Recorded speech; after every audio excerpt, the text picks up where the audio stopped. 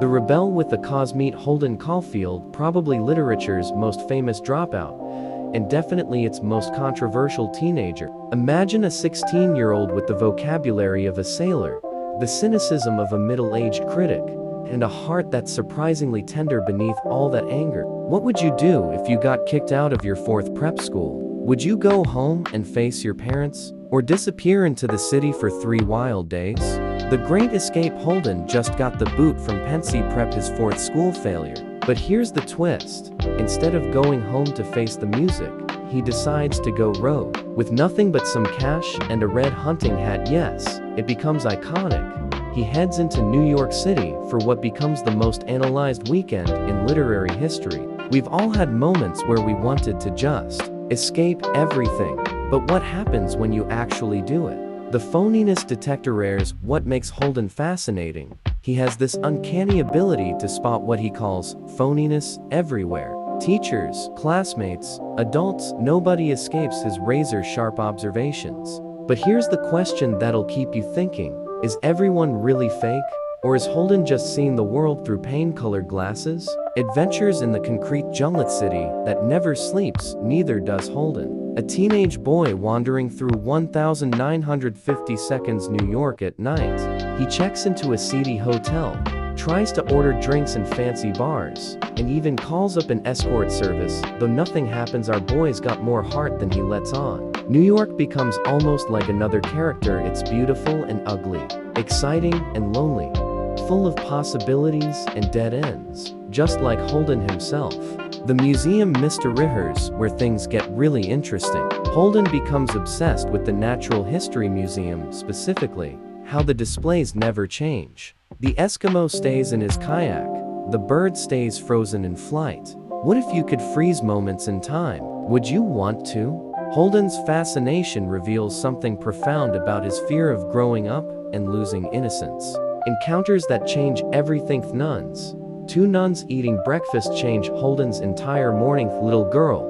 A random kid singing "If a Body Catch a Body" coming through the rye gives the book its title. His former teacher. A late night visit that goes sideways and leaves Holden more confused than ever. Each of these encounters shows us a different side of Holden. Which character type do you think you'd be in his story? The Heart of Darkness, the Phoebe factor. Enter Phoebe, Holden's 10-year-old sister, and quite possibly the only person he truly loves without reservation. When Holden sneaks home to see her, we witness the most honest conversation in the entire book.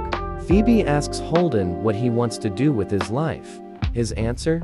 He imagines children playing in a field of rye near a cliff, and he wants to be the catcher, saving them from falling over the edge. This isn't just about literal children and cliffs. What do you think Holden really wants to save? Hint: it might be himself. The breakdown point as Holden's weekend progresses, we start seeing cracks in his tough guy facade. He's exhausted, broke, and emotionally drained. The city that seemed like freedom starts feeling like a prison. Something's got to give.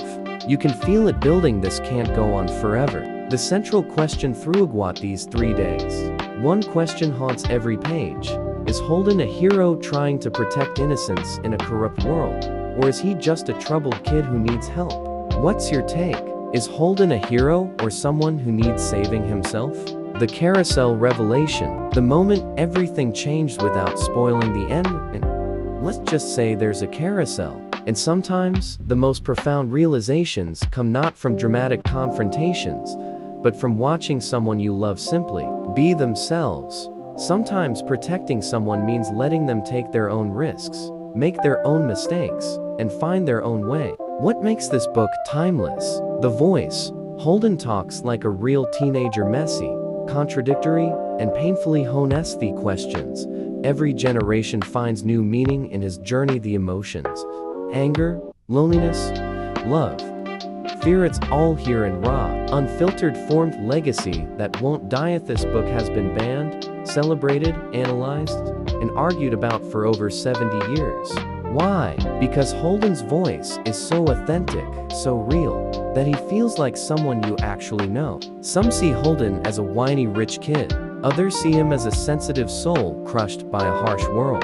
The beauty is, both can be true. Why this matters to date. Universal story strip away the 1950s setting, and you have a story that's painfully relevant today. A young person struggling with authenticity in a world that feels Fakith challenge of growing up without losing your soul. Search for genuine connection in a disconnected world. Social media, peer pressure, academic stress sound familiar. The questions that linger: what does it mean to be authentic in a complex world?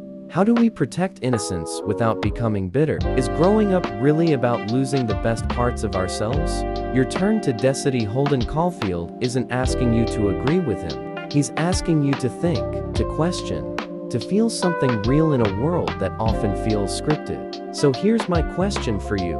After hearing Holden's story, what would you tell him if you met him on the street? Would you tell him to grow up? Or would you listen to what he's really trying to say? Drop your thoughts in the comments. I genuinely want to know what you think about this complicated, fascinating character. And if you found something here that resonated with you, maybe it's time to read the book yourself. Trust me, Holden's voice in your head is an experience you won't forget. This is just the surface of a deep, complex novel. The real magic happens when you dive into Salinger's actual words and let Holden tell you his story himself.